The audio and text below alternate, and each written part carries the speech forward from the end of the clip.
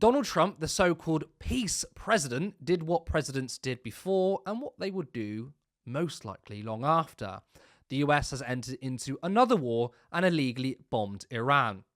The US targeted a uranium site in Natanz, Isfahan and Fordo on Saturday night. As expected, the entire political establishment fell in line. Keir Starmer praised Trump's move. We've long had concerns about the Iranian nuclear program and been very clear that Iran cannot have a nuclear weapon. The US has now taken action to alleviate that threat. It is important that we now de-escalate the situation, stabilise the region, and get the parties back around the table to negotiate. And I've been speaking with international leaders this morning to that end. So I want to reassure the British public that we're doing everything we can to stabilise the situation, to de-escalate the situation, and to get to a negotiated outcome. But I'm very clear in my own mind that Iran cannot be allowed to have a nuclear weapon. That is the greatest threat to stability in the region. I mean, it's funny, though, because I would have thought Keir Starmer would be condemning the bombing, because just a couple of days ago, he said that Trump wouldn't do such a thing. There is nothing the president said that suggests he's about to get involved in this conflict. On the contrary, the G7 statement was about de-escalation. Well, how did that go then, Starmer? I mean, our leaders are utterly clueless, right? And guess what? Trump has already contradicted Starmer's message. He says, now we can get round the negotiating table. Well, Israel has now bombed Iran, and Trump has been floating the idea of regime change. This is what he said on Truth Social. It's not politically correct to use the term regime change, but if the current Iranian regime is unable to make Iran great again, why wouldn't there be a regime change? Migga. Doesn't quite go as hard, does it? It's unbelievable. Now, what Trump promised before the election is vastly different to what people got. This is what the GOP posted before the election. Vote the pro-peace ticket. Vote Trump-Vance. For the MAGA people, I mean, they changed their tune very quickly. Far-right commentator Charlie Kirk warns that Kamala Harris will be pro-war. Barack Obama, we do not need 4 more years of chaos. I agree. Let's get Trump back so we can have peace in Ukraine, Israel, and the Middle East again. He also tweeted, 60% don't want America involved in war with Iran. Well, since Kirk has no beliefs and is in a cult, now he's suddenly supporting Trump. Tulsi Gabbard, the director of national intelligence, built her entire career of being against the forever wars. Well, she has proven herself to be a massive grifter. After she admitted that US intelligence found no evidence that Iran was building nuclear weapons, she has now twisted that fact and fallen in line.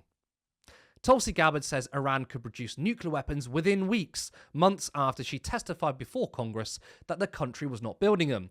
The US Director of National Intelligence said her March testimony, in which she said Iran had a stock of materials but was not building weapons, had been taken out of context by dishonest media.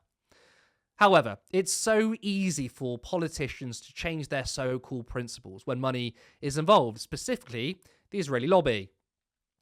Tulsi Gabbard received £46,000 in donations from AIPAC, and many other US politicians have received millions from AIPAC. Oh, and Reform.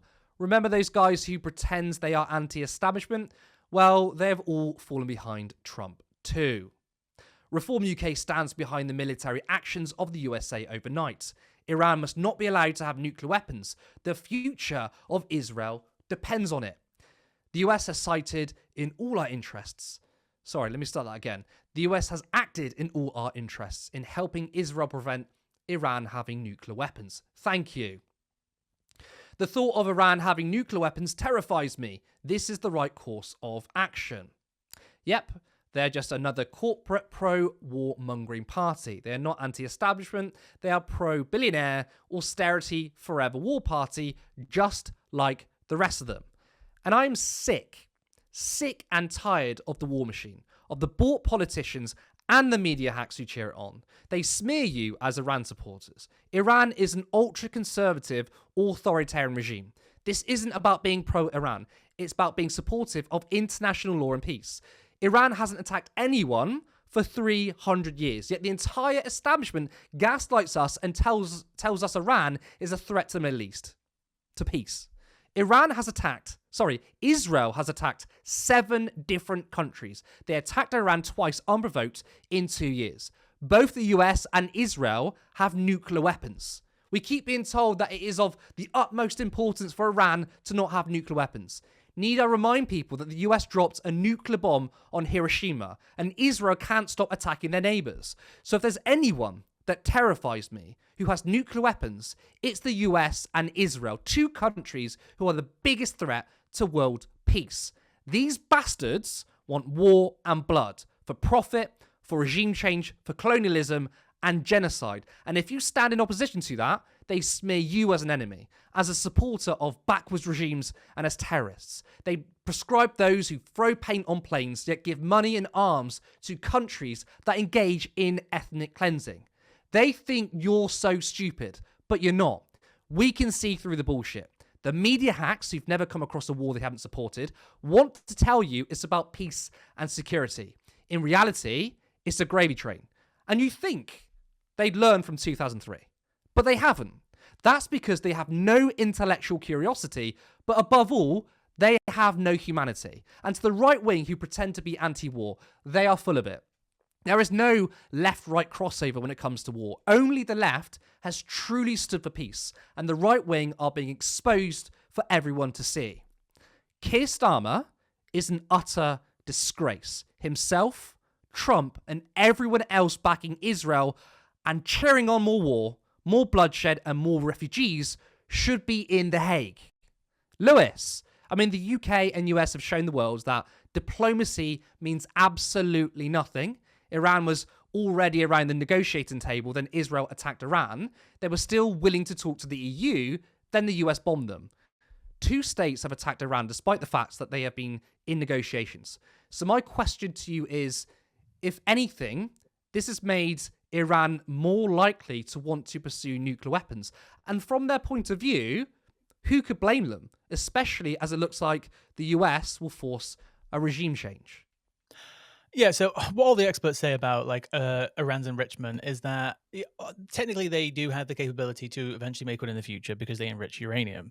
The problem is that Trump ripped up the original deal that Obama made, which you could argue it wasn't the best deal, but it stopped them enriching uranium. You can literally see the chart the day after Trump ripped up the deal, and it just went up since then. This is Trump's fault, but Iran are enriching uranium beyond the point that they need to, just simply for leverage. They have no intention of making a nuclear bomb, as you said as well. The US intelligence has indicated this. All the experts who work in this field have said that Iran have no intention of doing this. Do they technically have the hypothetical capability of doing this in the future? Yes, but we don't start an inter-regional war based off of that. Israel's got exactly what it wants. It's dragged the US into this. Obviously, now we've got the retaliatory attacks, can't say that word, that have come within the last 2 hours, and who knows where this is going to go now. We know what happened with Iraq with the weapons of mass destruction, which never turned out to be. And then, 20 years later, we've got millions dead. We've got trillions gone down the drain. We've got continued destabilization in the Middle East, all for the idea of, there's weapons of mass destruction. And this isn't even about having a weapon of mass destruction. It's about the possibility of them maybe having a weapon of mass destruction, which is hypothetically possible, but there's no intelligence to indicate that is what they were actually going to do. I'd love to know what intelligence Israel has been feeding the US.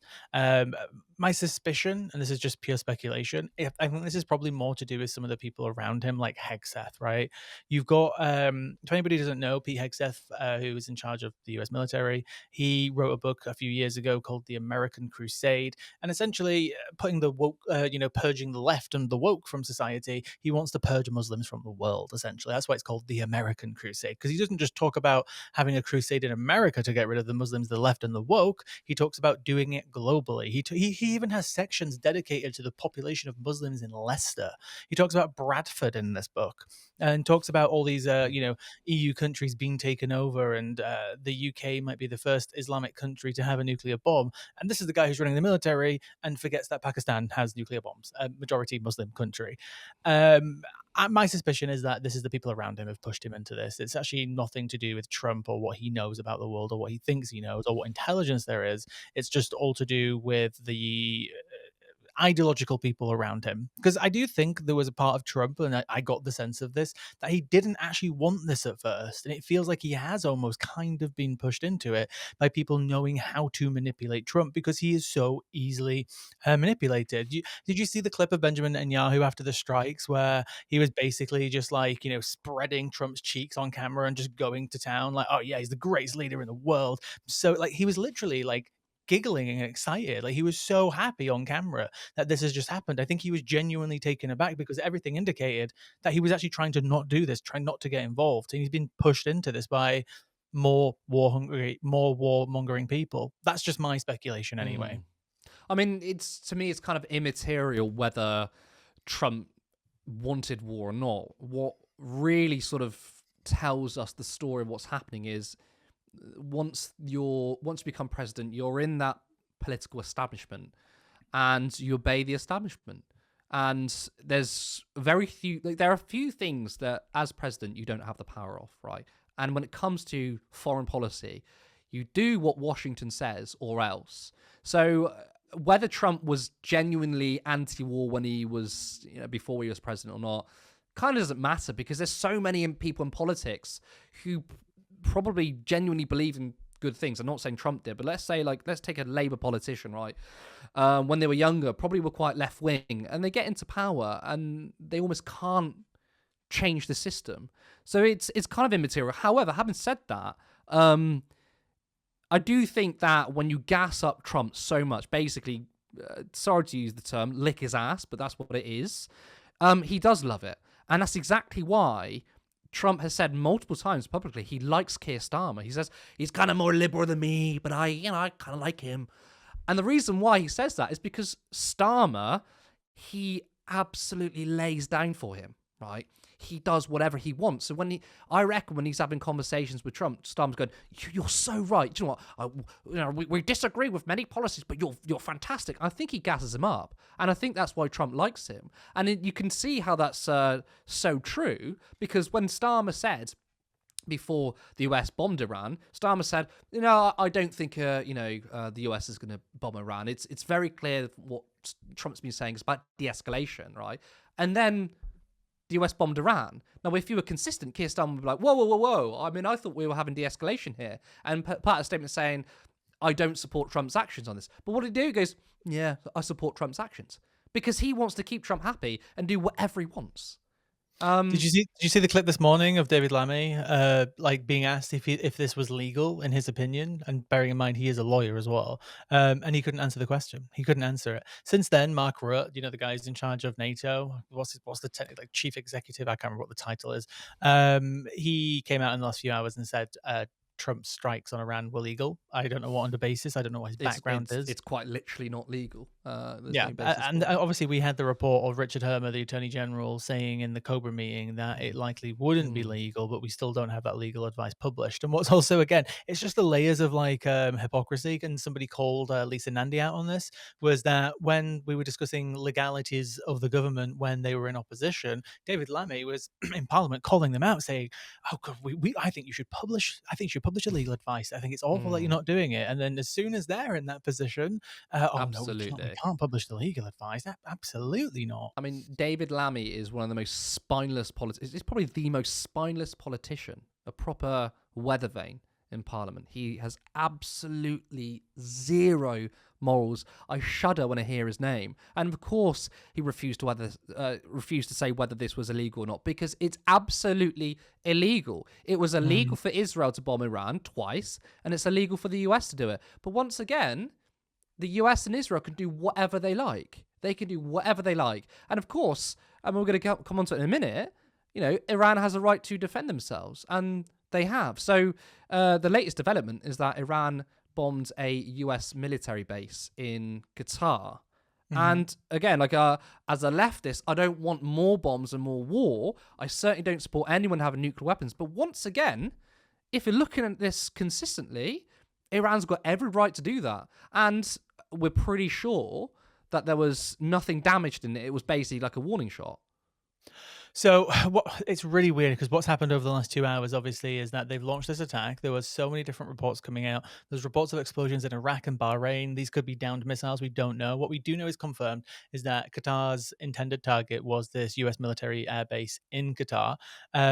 It's really weird because there's videos of people saying that it has hit, but just in the last half an hour, Reuters has reported that it wasn't hit and they actually intercepted it. So we don't really actually still Hmm. don't know to this moment exactly what has happened. That came out about in the last half an hour.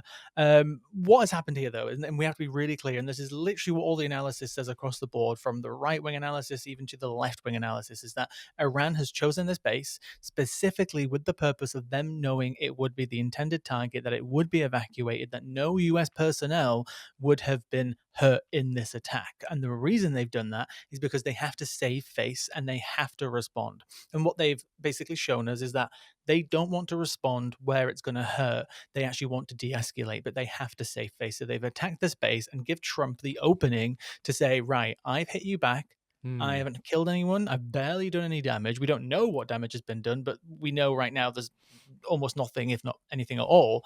And this is it. We can stop, but is the US going to respond? And just to confirm one theory that was floating around the last 2 hours, it's been confirmed Qatar gave them the heads up. They knew this was coming. They told the US, they told Qatar. They knew it was Hmm. coming. This is all a show to say, I can attack, let me save face, and we can now call it quits. But will Trump's ego allow that? I mean, if you ask me, I think it's likely they're going to strike back. I mean, it's not just. I don't think it's just Trump's ego that plays a part, but the US has to strike back because otherwise it kind of falls apart. If they struck them in the first place, if they turn around and not respond, then people are going to ask questions. Well, why did you bomb them? They retaliated and you haven't retaliated back. People are going to be like, what? This makes no sense. So I expect them to retaliate back, and I also would expect them to hit even harder. I don't know if what do you think about that? And I giggled then when you were laughing about bombs, but I shouldn't be reading the comments. But Jim just said, like, any updates on Turn Left status as a prescribed group, and I just couldn't help but start laughing. Sorry, Yeah, I don't want to come I across as saw insane. Jim said he made a nice little statement, and it says Yvette Cooper has now announced that Turn Left has been prescribed organisation. Will be Um, soon. Sorry, what was your question again? I got so distracted by Jim's comment. My question is, I don't think it's just Trump's ego that would want him to respond. I think it is what the US would likely do anyway, because I think people would be asking questions if they weren't to retaliate, because they would say, well, you bombed them in the first place, right? They've responded, so why haven't you responded back? And I think if they don't respond back, a lot of people would be thinking, actually, this seems kind of like performative. I mean, it's not performative, but people will be asking these questions. So my question to you is, do you think they will retaliate? I think they will, right? I really, really don't know. I would like to think that they take this opening. Maybe I'm being naive. There's a part of me that thinks that they will retaliate just for the sake of face and just for the sake of Mm, ego. And this is when it becomes tit for tat, right? But we need to remember that, yeah, the US has got the biggest military in the world. It's got all the bombs. It's got all this equipment. But ultimately, Iran has the power to close and, if not massively, disrupt the Strait of Hormuz, which controls, I can't remember the exact percentage, but an mm, insane amount of the world's global oil, enough to completely fuck up the entire world's economy, even though it's already in a very sensitive and precarious place anyway. If they decided to cut off that tiny little strait, it would cause absolute calamity across hmm global markets, across the entire world, and they have the power to do that. It would be worse than the idea of the Evergreen incident that happened in Egypt, because there was always a route round. You can go around Africa, you can do other things, but when it comes to this specific strait, I think it's 25%. I can't remember the exact number, so forgive me for not knowing my figures, but it's huge. It's insane. And they have this power. And on top of that, if this continues to escalate and it turns into an actual full blown war, Iran is not Afghanistan. It's not Iraq. Its territory is very well defended naturally through mountains, through mm, terrain. It's loads of desert. And it, it would just be something that is 10 times worse in terms of loss, in terms of money, in terms of disruption for the region and for the world if this continues to escalate. It'll be worse than anything that we've seen in absolute decades. So if everybody can drop their ego for a second and think about that, then hopefully it won't mm. continue. But hey, it's Donald Trump, so we'll see. Support independent media. Support social justice that's there on social media. Thank you. Turn left.